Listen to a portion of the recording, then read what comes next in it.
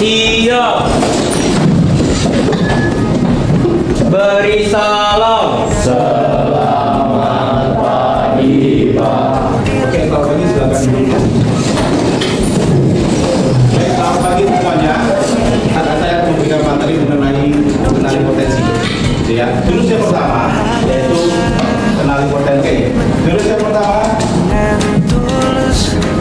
yaitu kenali potensi. Nah, di sini saya akan memberikannya dalam bentuk angka, yaitu ada aktivitas, ya, yaitu refleksi, ada konsep, yang terakhir ada aplikasi. Nah, nanti kita akan ice breaking dulu. Oke, silakan kalian berdiri. Kita akan mengikuti gerakan ya.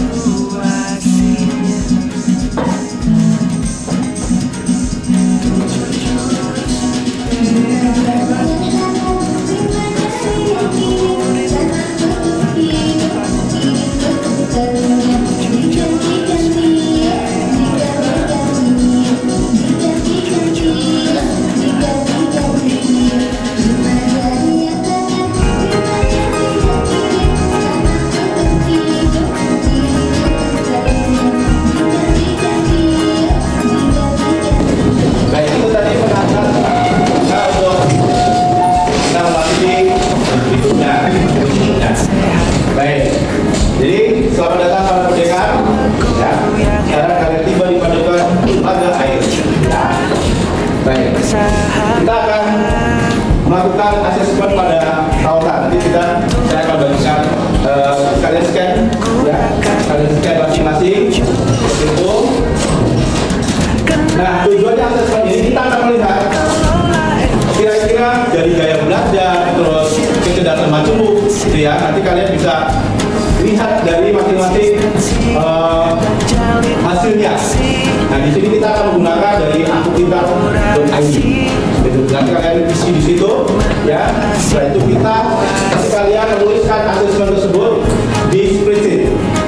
Kalian tuliskan yang besar, misalkan kecerdasan interpersonal itu 87%. Nanti kalian tuliskan di spreadsheetnya, ya. Silakan lakukan asesmen ini. Setelah Anda mendapatkan hasilnya, nanti kita akan diskusikan, gitu ya, diskusikan bersama-sama.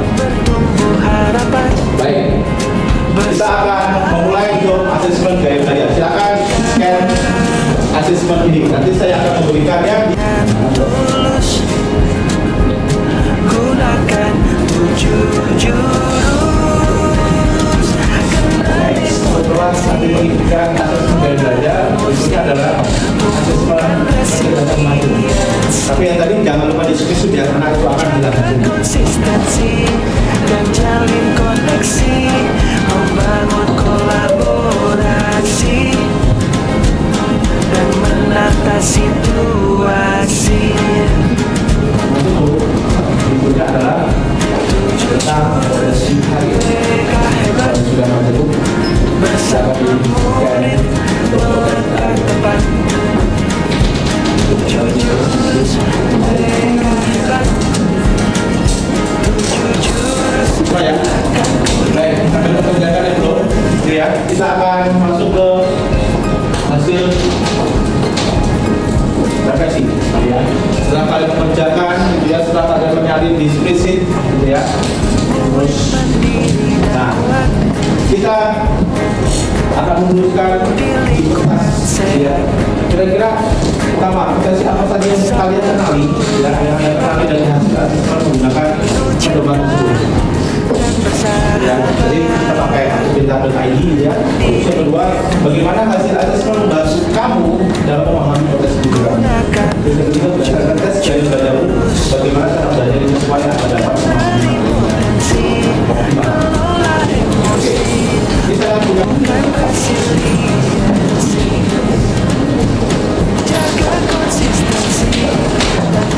Oke, silakan jawab pertanyaan ini. Ya, kita diskusi dan gali fakta saja. Yang pertama, potensi apa saja yang Anda kenali dari hasil asesmen menggunakan pedoman observasi dari pintar.id. Terus berikutnya, bagaimana hasil asesmen membantu kalian dalam memahami potensi diri. Ketiga, berdasarkan tes gaya belajarmu, bagaimana cara belajar yang sesuai agar dapat memahami materi dengan silakan. Visualnya jawab atau visual? Buat kita akan nanti visual. Oke. Ini sudah pada ngisi semua jawabannya.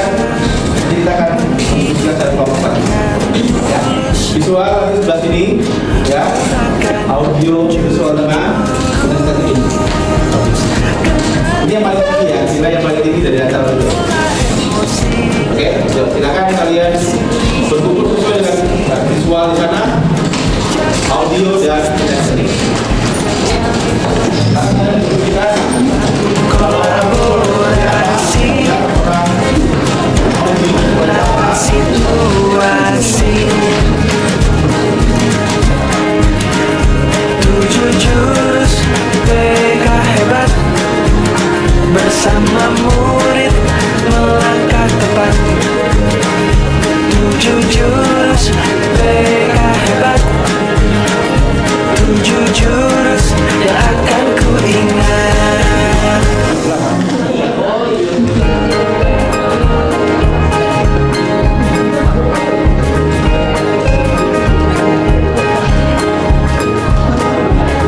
Murid mandiri dan kuat,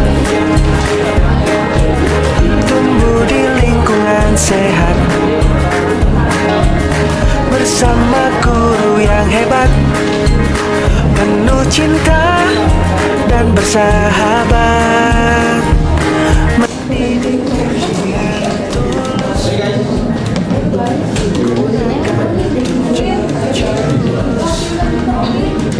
Kenali potensi.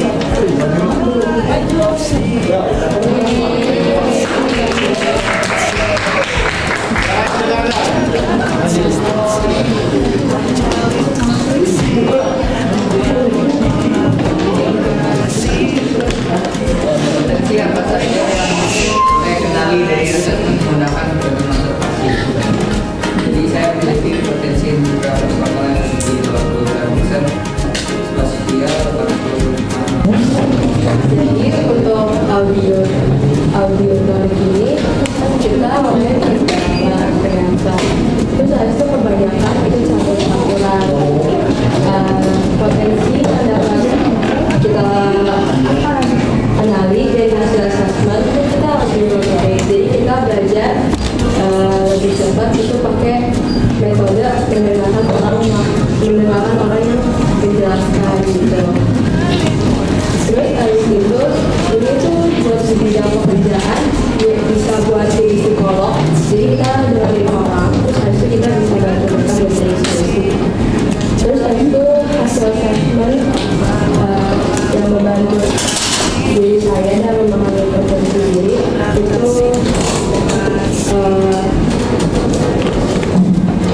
membantu saya bagaimana cara yang tepat agar saya mengerti dan nanti soal saat saya kerja, saya tahu bagaimana lingkungan kerja yang tepat.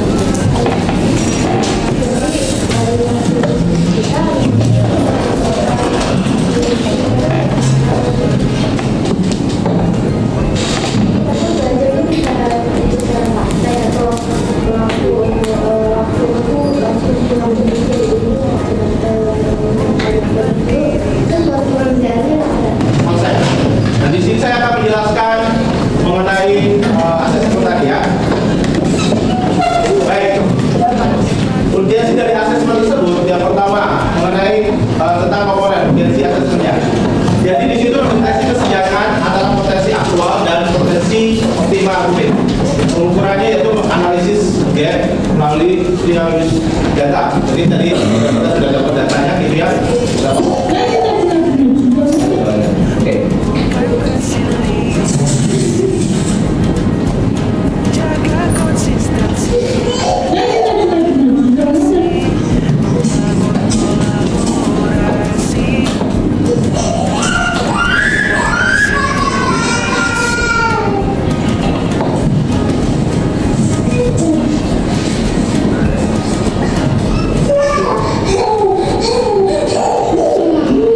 Dia mendapatkan reward seperti itu ya. Nah, inilah disebut kecerdasan. Jadi dia punya ide atau punya kreativitas bagaimana dia akan memecahkan sebuah permasalahan. Satu tadi sudah pakai nangis segala, aduh udah dapat punya nih gitu. Tapi yang ini sudah bisa bagaimana dia memecahkan kreativitas itu punya. Ternyata itu dia di bawahnya masih ada terus dikembangkan gitu ya. Nah, di sini kecerdasan majemuk ini artis-artis ya. Mungkin kalian pernah ingat ya, ada kecerdasan verbal linguistik, ada kecerdasan matematik. Nah, kalau Pak Habibie ini Pak Habibie ya, kira-kira kecerdasan apa yang dia miliki? Logis matematik, kenapa dulu?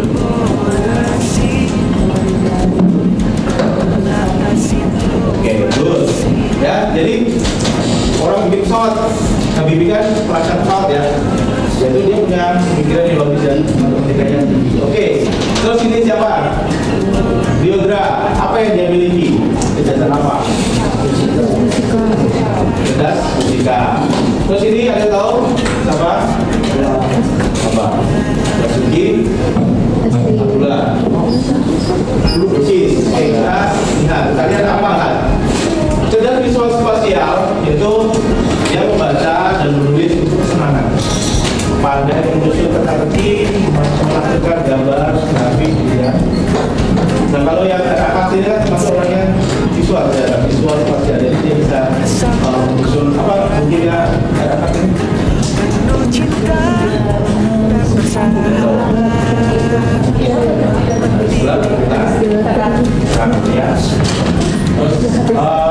Nanti menggambar, melukis, ya. Nah, terus kalau yang cerdas verbal linguistik, mudah mengingat informasi tertulis dan lisan, sehingga membaca, berdebat atau memberikan pidato persuasif, mampu menjelaskan sesuatu dengan baik menggunakan humor dan lisan. Sampai di sini verbalnya tinggi. Tinggi. Ada? Ada ya? Oke, next, cerdas intrapersonal. Intra itu berarti apa? Jadi dalam dirinya kan, ya. Menganalisis kekuatan dan kelemahan sendiri dengan baik. Menikmati ketika menganalisis teori dan ide, memiliki kesadaran diri yang sangat baik, pahami dasar motivasi dan perasaan diri. Ada yang intrapersonal ini? Jobina. Oke, terus ada lagi? Ada Jobina? Ada Oratan sama Anas. Terus beda. Ya, jadi dia itu orangnya tahu kelemahannya dia belajar untuk memotivasi. Aku harus lebih baik lagi, gitu ya. Karena memiliki kesadaran dirinya yang baik. Terus cerdas kinestetik, terampil dalam menari dan olahraga, menikmati membuat sesuatu dengan namanya, memiliki koordinasi fisik yang sangat baik. Tadi yang gini-gini tadi itu, kan? Kita lihat ada tadi main apa tadi bos? Apa? Jadi kalau kalian habis itu tadi ya, itu termasuk orang yang cerdas kinestetik, memiliki koordinasi fisik yang sangat baik juga dalam melakukan daripada benar atau tidak. Ada yang ini bilang tadinya. Apa? Oke, lagi. Ya. Berarti dia ya kalau dalam olahraga lumayan terampil gitu ya. Gitu. Terus berikutnya cerdas interpersonal. Berkomunikasi secara verbal dengan baik, terampil dalam komunikasi non verbal, melihat situasi dari perspektif yang berbeda. Ciptakan hubungan positif dengan orang lain, selesaikan konflik dalam peraturan itu. Ada yang di sini cerdas interpersonalnya tinggi. Anas, oke. Baik. Nah, cerdas logis matematis, yaitu memiliki keterampilan memecahkan masalah yang sangat baik, senang memikirkan ide abstrak seperti melakukan eksperimen ilmiah, gitu ya, dapat memecahkan perhitungan rumit. Nah, kalau matematik ini memang tidak semua orang punya keterampilan. Di sini ada kelas ini, sudah matematik. Ya, siapa? Ada? Tidak ada. Oke, ya, siapa lah. Terus cerdas musikal, ini peka terhadap musik, nada, ritme, senang menyanyi dan bermain alat musik, suka menciptakan lagu, memahami dan mengingat melodi, mampu menghargai dan menikmati berbagai jenis musik, mampu mengikuti dan menciptakan pola ritmis. Nah, ada di sini musikalnya ini. Orang yang musikal itu saya kasih contoh. Paham lah, do re mi fa sol la si do, gitu kan. Misalkan ada temannya nyanyi, kamu salah nak, kamu salah, harusnya kamu mi, pasti kamu bacanya re. Kita akan lihat yang visual. Benar nggak yang dikatakan oleh saya di kelompok visual gitu ya? Lebih mudah mengingat informasi dalam bentuk gambar, grafik, warna dan tulisan. Jadi kita membaca dan mencatat. Orang yang membaca, jadi dia senang warna warni biasanya. Biasanya kalau orang visual itu digambar di garis-garis merah, biru, dan biru. Saat memahami pelajaran, cenderung membayangkan dalam pikirannya. Nah, tadi seperti saya bilang, mengimajinasikan. Kayak seolah-olah itu membuka buku, terus mengingat coret-coret yang pernah dibuatnya. Nah, strategi pembelajaran yang efektif yaitu menggunakan gambar, membuat peta konsep, ya, video atau infografi itu berarti dia membuat tulisan-tulisan seperti itu. Oh, ini tanda mana kayak main gitu seperti itu. Mengenai 3 gaya belajar berikutnya adalah auditori. Nah, ini yang menurut tadi yang disampaikan oleh Jovina ya, lebih cepat paham jika informasi sampai tersalurkan. Terus senang berdiskusi, mendengarkan penjelasan atau mendengar suara guru, ya. Kayaknya suara guru itu terngiang-ngiang di rumah tuh, oh tidak ulangi lagi. Dan strateginya yaitu menggunakan diskusi, tanya jawab, rekaman suara, dan lagu-lagu edukatif, dan mendorong murid untuk menjelaskan kembali materi dengan kata-kata sendiri. Jadi dia anak-anak bisa membuat kata-kata dengan baik, ya. Terus gaya belajar yang ketiga, yaitu gaya belajar kinestetik. Belajar lebih efektif dengan menyentuh, bergerak, atau melakukan langsung.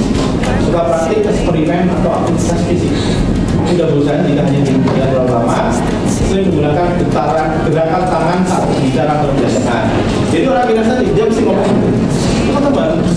Nah, strateginya yaitu menggunakan permainan edukatif, simulasi, eksperimen, atau bermain peran, sertakan aktivitas fisik dalam pembelajaran. Ini 3 gaya belajar. Oke ya, paham? Ada yang belum paham di sini? Visual, auditori, sama kinestetik. Nah, jadi kalian nanti bisa menyimpulkan diri kalian sendiri. Tadi sudah ada tesnya. Apakah sesuai dengan kalian? Setuju dengan kalian sesuai? Sesuai ya, asesmen tadi ya. Nah, sekarang kita akan lihat mengenali potensi karir masa depan. Jadi ada namanya realistik, ya, ada artistik, investigatif, ada artistik, ada sosial, ada enterprising, dan konvensional atau terstruktur dan politik. Ya, yang pertama contohnya orang realistik itu suka praktis, fisik dan nyata. Orangnya kadang kan duduk. Saya dari kalian dari pembahasan tadi apa yang sudah kalian peroleh. Baik, saya ingin dengar dari Gea, mana Gea? Oke, sekarang diri ya. Saya kira apa yang kamu dapatkan mengenai materi mengenal potensi?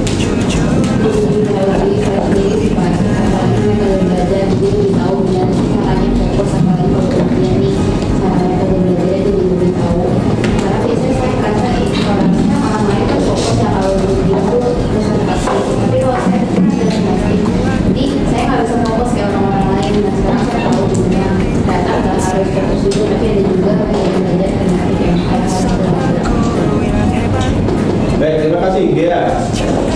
Next, saya ingin dengarkan dari Matthew. Mana Matthew? Ya, silakan Matt. Ini Jadi dari bulan ini jadi tahu cara belajar bagaimana supaya bukan semua kelebihan ini. Oke, jadi sudah bisa menentukan PMP lagi ya untuk pemilihan berikutnya. Oke, thank you. Dan silakan kalian dulu. Jadi aku jadi lebih tahu cara belajar aku ya, karena apalagi aku tuh kayak suka nggak fokus kalau belajar, bingung cara belajar aku tuh gimana sih supaya aku bisa fokus. Terus ternyata aku kinestetik ya, jadi nggak harus diem aja belajar, fokus kayak orang-orang lain. Terus juga apalagi ngebantu banget buat aku lebih tahu diri aku sendiri, apalagi sekarang ada pemilihan PMP kan, jadi lebih tahu aja sih harus pilih yang mana. Terima kasih dari baik. Yuk, tepuk tangan dari kita semua. Ya, saya berharap kita semua berharap dengan adanya materi ini mengenali potensi. Jadi kita masing-masing mengenali potensi kita. Dan sampai kita tahu dari orang lain. Kita kan potensi ini loh, tapi kita benar-benar memahami. Oh, ternyata saya punya potensi seperti ini ya. Dimana saya harus mempersiapkan diri untuk di masa akan datang. Ya. Baik, kita akan langsung masuk ke aplikasinya. Nah, cara pengembangan potensi. Jadi kecerdasan ini tuliskan di kertas kalian masing-masing. Tuliskan kira-kira ekstrakurikuler apa yang direkomendasikan ini dari kalian. Terus profesi masa depan yang relevan. Oke, silakan dituliskan. Kira-kira kalau dari melihat kecerdasan itu, kalian kira-kira potensi seperti apa sih, atau profesi seperti apa sih yang kira-kira kalian bisa wujudkan ke depannya. Kira-kira kalau kalian melihat seperti ini, rencana kalian ke depannya seperti apa? Aku pengennya seperti apa sih kalau setelah kalian mengetahui kecerdasan kalian? Dan profesi masa depan seperti apa ya kalian yang kira-kira relevan dengan kecerdasan yang kalian.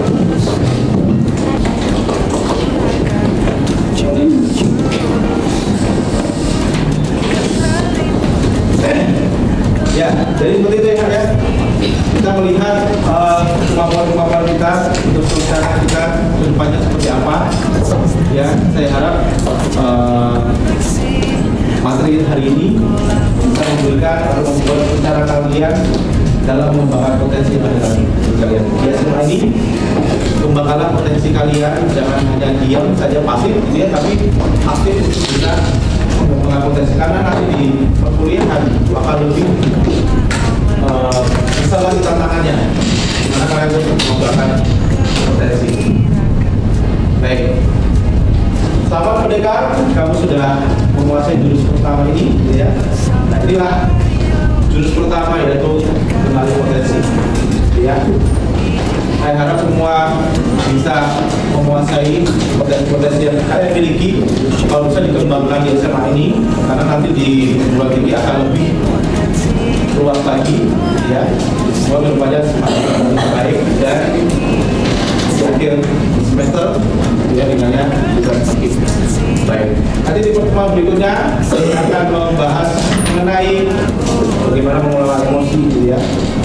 Nanti kita cari waktu lagi. Baik, sekian dari saya. Terima kasih anak-anak untuk kesempatan hari ini. Semoga materi ini bisa membawa dampak positif untuk kita. Oke, silakan disiapkan. Siap.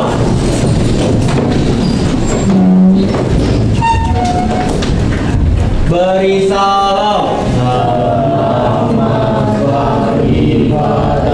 Terima kasih Pak Tuhan memberkati. Baik, selamat pagi semuanya. Tuhan Yesus memberkati. Tumbuh di lingkungan sehat,